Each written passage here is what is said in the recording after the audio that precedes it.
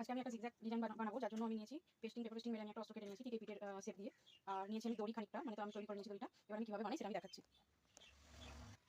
আমি এখানেতে দাগ কেটে নিয়েছি উপর থেকে 3 ইঞ্চিতে, 3 এর পর 2 ইঞ্চি তফাতে 3, 5, 7, 9, 11 এদিকেও সেম। এবার আমি এভাবে কাপড়ের টুকরো করে আর এর উপরে এভাবে বসাবো। আমি ছিটটার উপরে বসিয়ে নেবো। আমি এভাবে লাগিয়ে দিয়েছি এটা। এর উপরে আমি এবার পেস্টিংটা মারবো। এটা অস্ত্র বসানো আছে, এদিক থেকে নিয়ে এদিকে আমি পেস্টিংটা মারবো। পুরোটাতে অস্ত্রটা লাগানো হয়ে গেছে। এবার আমি কাটস লাগাবো, নাহলে ঠিকঠাক করে উল্টানো যাবে না। পুরোটা আমার কাটস লাগানো হয়ে গেছে। আমি এবার এটাকে উল্টাবো, এভাবে উল্টে আর একটা আমি এর উপর দিয়ে চাপ সেলাই দেবো।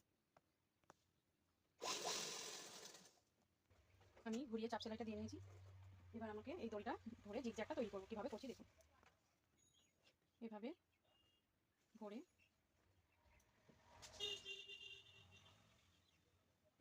এবার এদিক থেকে এদিক, এদিক থেকে এদিক, এভাবে দড়িটাকে আমি ভরে জিগজ্যাগটা তৈরি করবো। এভাবে আমি জিগজ্যাগটা তৈরি করে নিলাম।